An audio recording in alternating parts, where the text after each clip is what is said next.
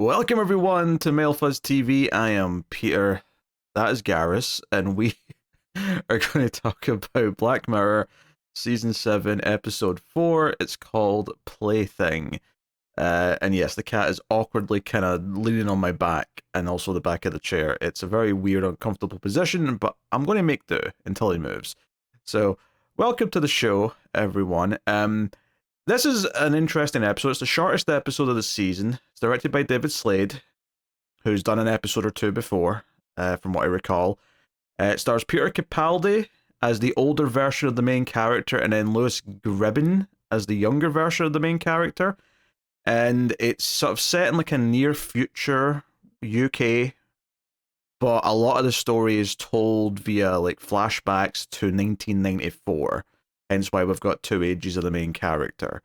And it's about a video game that's actually a life form that's growing. And that's the gist of it. The actual setup of the episode is that Peter Capaldi's character tries to shoplift at the start of the episode and gets arrested quite quickly. And we see it slightly in the future because there's like this automatic door that locks as soon as the alarm goes off and stuff like that. But as soon as they like scan him and like get him in the system, they're like, oh shit, we have to arrest you. Because it turns out he's connected to a murder from the 90s. There's a body in a suitcase that's been found decades ago that they want to question him about.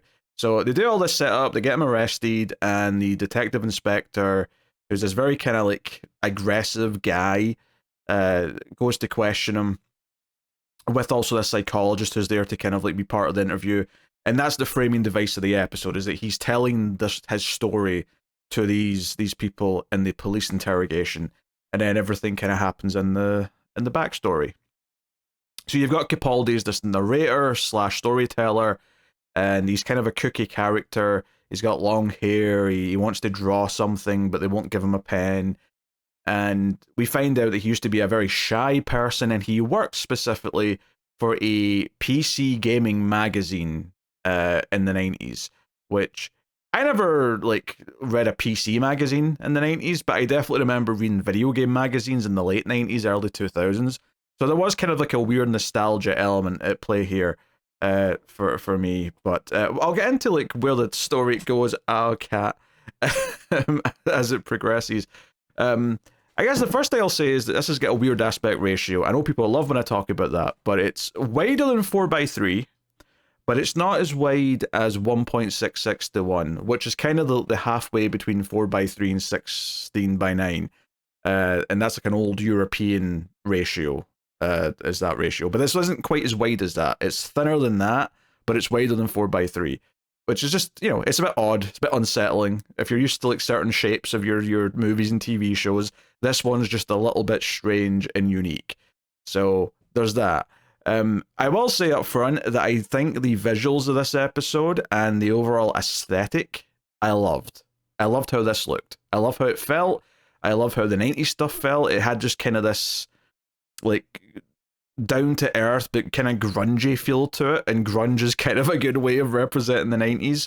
Plus, it had all the nostalgia of the old video game consoles and just references to stuff of that time. There's a couple of Black Mirror Easter eggs in there as well, like the video game developer office has like a Striking Vipers poster, I think, in the background, which is obviously a reference to that episode from season 5, I want to say that episode was. So, they love doing that. They love putting in the Easter eggs. There's definitely been some in other episodes that comments have pointed out from the previous few that I didn't even notice, or if I did notice, then I didn't mention them. So, yeah, I mean, the setup of the episode is interesting. I think the near future is kind of cool, because it has a kind of like clinical, but at the same time kind of grimy feel to it, which is a nice, interesting mix. But then once you go into the 90s, I loved how all that stuff felt. I thought they captured like at least a specific vision of that era quite well. So I was really digging kind of the overall vibe of this, and I was into what the episode was revolving around once it really got going, which is that Capaldi's character Cameron, the young version, goes to do a preview of this new game by this reclusive video game designer. But the designer's like, this isn't a game. I've created life. And it's, it still looks like a game from this era. It looks like a game you could have got on PC in 1994, right? It's that type of graphics. But It's like little creatures who he says are learning, they're evolving, and they've developed their own language and their life, effectively. And he's kind of, created, he's become a god, he's created life. So it's like, okay, interesting. And the main character steals the alpha disc, which is just a CD-ROM, and he takes it home, he puts it in his own computer, and he gets into it. He starts like growing his own throglings, I think they were called, or throglings or thronglings. Either way, he grows these things and he's feeding them. It's very no, I've never played any of these types of games, but it seems like it's very those things where you like people had them in the 90s, the little like digital pet things where you'd have to feed them at certain points. I forget the name. I was never into it, but I remember it being a thing. It kind of felt like it was reminding me of that craze a little bit. But that's the type of thing he's doing. And then part of the story takes a spin when this guy who kind of abuses his quote-unquote friendship shows up to Crash and gives him LSD for the first time. And when he's on the LSD, or maybe it's just acid, whatever, I'm no expert, but he basically thinks he can understand these creatures, the Throgs. He can understand them. And they're speaking to him, and it's making sense to him, and they want more power, so they want more RAM and CPU and all the computer parts. They want upgrades so they can keep getting stronger and smarter and more and more and more. And he kind of becomes obsessed with looking after them. And that's kind of what he becomes, to the point where he's kind of ignoring work and he's doing all this stuff. And it all kind of comes to a head when this guy, this quote unquote friend, comes back to again just use his place to Crash. And because he has to go to work to finish writing an article, this guy's left at his place on his own, and he ends up finding the computer with the Throglins on it, and he starts just doing destructive stuff because he thinks it's a game. He drops boulders onto them and watches them die. He starts setting fire to them, and it's just this massacre of like, and he thinks he's just having fun. He's laughing away as he's doing it. But this is actually why there ends up being a murder, is because when the main character goes home and catches him doing this and thinks, "Oh, you're killing them," he punches him, he hits him in the face with an object, and then ends up strangling them when it becomes more of a fight. And he's like, "Oh, the Throglins, learned that day how bad humanity was because one of them was brutally murdering them. Then they saw me murder him." And it's a whole thing, and he buys a microphone and a camera so the Throglins can see and hear him, and he's talking back to them. So there's a lot of interesting stuff going on here. One of the things that's clearly happening here in terms of the subtext is this idea of someone, shuttering themselves away from outside life, right, from people, and just having relationships with the video game or maybe online people that they're obsessed with. I think in present day it's kind of been in like an online echo chamber, and you don't really have real friends in the real world, but you do have the few people you talk to or interact with on a social media platform or something like that. This idea of being cut off from the rest of humanity. But I think it's interesting the way this episode frames it, because it does kind of give you enough reasons to sort of think, yeah, human beings are quite bad, and even the detective character comes across as very aggressive. Now, he is, of course, trying to deduce who this murder victim was, because they don't know who the victim is. The head and the hands were gone, there was no identifying markers, and that's what he really wants to know in the near future part of the episode. And Peter Capaldi keeps saying that he doesn't know. He never asked what his real name was, he only knew his nickname. He has no idea who he is, and he's not interested in that part of it. And the detective's getting more and more aggressive to the point where he is quite unlikable, right? Regardless of anything else going on, this character is not likable. And I think the episode, when it gets to the end, kind of leaves it feeling very open as to whether or not what's happening here is good or bad. It kind of feels very neutral in a sense, where it just kind of leaves it for you to judge. Is it good that something else might be taking over humanity because maybe we are too like evil and destructive, and we're still on Darwin 1.0, as Cameron, the character, puts it. That is as advanced as we are, as all the things we build and all the technology we make, the operating system of the human being is still on the original version, so we still have all these violent tendencies and so on and so on. But yeah, this idea of him becoming obsessed and ignoring the outside world, and especially since he's someone who already struggles with that, like they really make that clear in the episode is that he was a shy guy who was unconfident with anyone around him, didn't really have friends. So when he was given this life that he could interact with that didn't treat him like human beings did, he really grew attached to it. It was something that he could really latch on to. In fact, he himself phrases it as water in a desert. That's what he says. He refers it to that. So I think this idea of like a super shy nerd finding an outlet to become like impassioned about and feeling like you're important to this other relationship. In this case, it's these little cartoon creatures, but they're technically alive. I think there's a lot of people who grew up in the last 30 years who are going to find something to relate to here. Not that most people ever get this obsessed or actually think something they're talking to is real in a video game, but just that idea of finding comfort when you feel like you can't connect with people in the real world, where you find them too mean, where you find too many people are bullies. I think people who were bullied when they were young and found like solace in video games or even other things like movies and TV shows or comics or whatever it is, I think they'll find something to relate to in this. But of course it keeps going, and it goes to like this next step at the end, which is actually the one thing I was worried about as I was watching, because I was actually really enjoying the story as it was being told. I was liking, like I said, the vibe, the direction style. And I also liked the turn when the asshole character was just killing all the things in the game. And the reaction to that from the main character I thought was interesting. And I was like, oh, like he really does feel impassioned about this. And he thinks this is a life form that you've just killed. This is barbaric. I thought these were interesting things they were doing. But the one little concern I had in the back of my brain is that, and this is something that Black Mirror has actually already done this season, is that it's went too far with the endings in a couple of episodes, where I felt like the endings kind of like dragged the episodes down a little bit. And I think I'd say that about the last two episodes, where the endings are kind of the weakest elements of them. And I was kind of concerned about that here.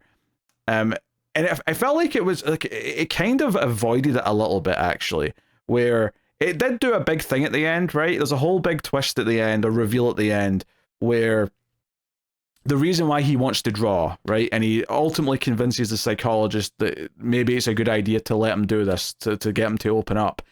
And it turns out what he draws is actually a QR code. So the camera in the interrogation room, which is connected to the UK supercomputer mainframe thingamajig that he brings it up a few times in the episode about how, you know, like everything's connected and all that. And he's like, hey, this is code that the Throglings built, and I've been helping them build this for the last like 20 years or whatever. Like they can now go in here and now they can connect to everyone. And this is when the detective starts getting really angry and punching him, and it gets really violent. He's very unlikable. But as this is happening, the code has already been scanned by the camera. So there's like a loading bar in every electric device going up. And when it finishes, there's Throglins on all of them, and they make like a sort of high-pitched noise. There's like a sort of singing kind of code thing happening. And the episode ends seemingly with everyone on Earth being taken over by a Throgling. Not necessarily possessed completely. I mean, Peter Capaldi's character says that he's already merged with them, and he's quite happy. He's still in control, but they're also in there. I mean, maybe they're going to do more with everyone else to try and like handle humanity in a different way. But the episode ends with just a shot of him reaching down to help up the detective who's now seemingly been taken over by the Throglings, and it cuts there. It doesn't go any further than that. And I do think that's a smart idea. As much as this is a super big idea, that these Throglings that have been on his computer since 1994 are going to like infect everyone on the planet via a signal, via a frequency, and take over, that's a really big idea. But I think the fact that the episode 1 doesn't show us all these people, like what they're like once this has happened, I think smart, because I think leaving that to the imagination works better for the context of the story. And I also think that just the simple idea of not having like it really clearly be a right or wrong thing. I think the fact that the character in the interrogation, because we've got two characters with him in the interrogation. There's a detective who is very aggressive. He's very unlikable the entire time, and he's almost kind of right about some things in some ways, but he's just an asshole the entire time. And then you've got the sympathetic psychologist who's listening to him, and even though she doesn't believe what the main guy's saying, because it sounds psychotic, she listens to him, she tries to pay attention, she tries to humor him and get him to open up about what he believes and what he thinks and so on and so on. It does kind of feel like it gives you like a good person and a bad person, a good cop and a bad cop, effectively, but a good person and a bad person to sort of, show that there was like good and bad in the humanity, there's good and bad in the world, and is this a good thing that happens at the end? It's very open, like, because you could very easily pivot this episode a little bit to make the Throglings feel a lot more intimidating and feel like this is like the end of the world, that like Skynet is taking over at the end and overwriting everyone in humanity. But I don't think you quite get that vibe necessarily. There's a little bit of a gotcha when he's had the QR code out, and it feels like, okay, they're doing whatever they were going to do. But there's not really much in the episode to at least overly express there's a malicious intent involved. Even when the murder's happening and it's happening in front of the computer in the flashback, you can actually, at one point it cuts to the computer screen and there's little Throglins like hiding behind the rocks because they're too scared to look at the brutality that's happening in the world, which kind of makes you think that they're probably nicer than humans and therefore they're not going to do anything bad, which is kind of a weird and interesting and a unique way to tackle this type of story, which is effectively that an AI has risen up and is going to take over the world because humanity's had its time and something else is better now. It's kind of an interesting way of looking at it, and the idea that it all starts in a 1994 PC game is interesting. Like, I think the aesthetic of that is kind of cool and unique, and I love both the visuals of the 1994 stuff, but I also love the visuals of like in the present day or the near future when he's like been adding like motherboards and computer chips to his setup, and he's got just this almost like dome of computer parts around his computer that are all feeding into it. It's just a really cool cyberpunk looking visual that I'm kind of into. I was all about it. So I quite like this episode. I don't. It's one of those things where I don't know if it hit me like emotionally, right? I think some of the best episodes of Black Mirror hit me in the gut. And I think, a Shut Up and Dance does that in one way, a San Junipero does that in another way. I don't think anything in this hit me in an emotional way, but is a kind of cold science fiction story about humanity and about like technology maybe taking over humanity, but tying that into like, some real nostalgia stuff with 90s video games aesthetics and just the kind of the overall visual style of this, I think kind of worked for me. There was a nice sort of thriller element to this of like watching it build up and seeing how the character would react and kind of like, what does he do after he's killed someone? He devotes his life to the Throglins. He keeps working with them. And we find out he even intentionally got arrested because he wanted to be here so that he could put the QR code up to the screen. And that's basically it. And it just, that's that they've achieved their thing. Over 30 plus years, they've been, and it's the near future, so it's at least 31 years, because that would be present day. It seems like a little bit more advanced than that, so maybe 35 or 40 years even. Given the age of Peter Capaldi, actually, it probably is at least 40 years, because he's like 70-ish now, maybe? And like he's in his 20s in the 1994 period, so yeah, it's probably a good little bit ahead still. So, no, I dug it. I think the core themes and maybe you could even like argue that if you're looking at this in a like, because typically this is a negative thing, right? And in a movie or a TV show, when AI takes over the world, it's usually a bad thing.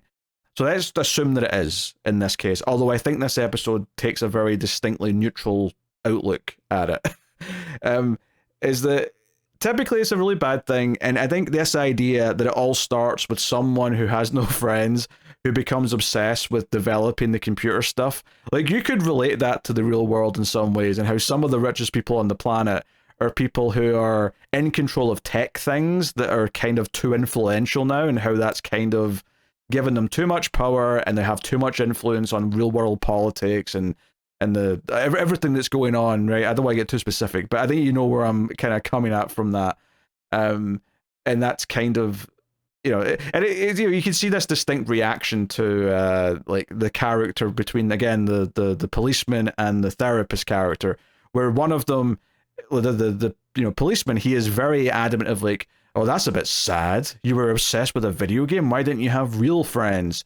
And then she's more sympathetic, where she's like, oh, you were bullied. Did you ever try and fight back? And he's like, no, I never did.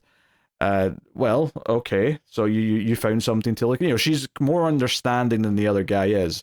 It's this thing where Peter Capaldi's character has helped an artificial intelligence take over humanity, but somehow he does not come across as the most villainous person in the scene. The most villainous person in the scene the entire time is the person who's meant to be there to do the right thing. And I think that's an intentional dynamic they've got at play here. To make you feel conflicted about what is right and what is wrong. Maybe it's the idea that we relate more to this main character because we're following his story throughout what's happening in here. And then there's also the other bits of the mystery, which is like the game developer who like kind of left this CD out for him to grab. Like, we find out later in the story that he actually has, quote unquote, went cuckoo again, and they're not releasing the game that he made. In fact, he's deleted it from everything. And it almost makes you... And in the moment, I was thinking, oh, is it because he thinks it's dangerous? He's realised how much this could progress and how these Throglins might eventually want to take over the world. And it just so happens that this guy who was there to write an article stole an alpha version of the code.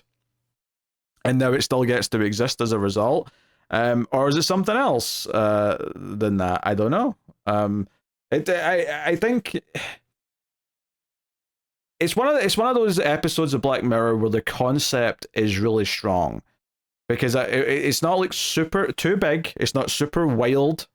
It's like obviously playing with things, and it's science fiction, but it's just sort of tight enough that you can kind of think of all the possibilities and enjoy the psychology of how it's affecting the character interacting with that sci-fi element, as opposed to going too wild with it, which is kind of where the end of Betty Noir kind of fell away for me, was that it got too huge and wacky ideas. This, for me, while it does kind of go big with them taking over at the end, seemingly, it doesn't dwell on it. It doesn't, like, it kind of keeps a restrained way of showing it, just by hinting that it's happening, but not having to actually show how it works once it has happened. But more just focusing on the psychology of this guy who's helping them, and, like, how he's shunned himself away from humanity. And yeah, there's some nostalgia in there. There's like the montage where he's buying all the video game consoles, and it goes through like Dreamcast, PS2, PS3, and it kind of like, anyone who's grown up through those eras will kind of get a little tinge of nostalgia for seeing those boxes and things like that. And that's fine. It's all right. But yeah, I think it's a good episode. I think it's a good episode that really appealed to my sensibilities. I think it had a really sort of tight style that I think really worked for what it was doing. It wasn't over long, and it might not have had like something emotional to make me feel, but it knew when to get out. It knew when to sort of cut and run, because if it had kept going, I think it might have diminished itself by trying to overly show the outcome of all this. I think leaving it somewhat ambiguous, and also leaving it somewhat kind of open for us to interpret whether or not we think this is a overall net positive or net negative thing at the end. As strange as that sounds, because normally this is a negative thing, but I think there's enough in this episode to at least make you sympathize with why the main character's on board with doing this. Even if he was crazy enough to do his own surgery so that he had his own like computer port in the back of his head so he could jack in and let the Throglings interact with his brain. Definitely a little bit, out there. He's got a few screws loose. I mean, that's fair to say, for sure. But, it's whatever. Anyway. Plaything. Yes. Yeah, it was a good episode. Is it my... It may be my favorite of the season so far, actually. I think, obviously, episode 1 had way more important things to say, and what did have the emotional stuff, although I don't think it landed as well as it could have. But I think stylistically, and for like the vibes and just kind of the overall aesthetic, I think I like this one more. So yeah, I was into Plaything, and now Garrus has being loud over at the door. But luckily, I'm wrapping up. So let me know what you thought of this one in the comments. Like, subscribe, all that usual stuff. Helps out a bunch if you do. And of course, you can support all the content over at patreon.com/MailFuzzTV, or you can do it via YouTube membership if that's more your thing. Support from any direction is greatly appreciated. Help keep all the reviews coming, both here and over in MailFuzz Movies, where all the movie podcasts live. So thank you very much for joining me. I do appreciate it. Keep watching TV. Have you got any vanilla?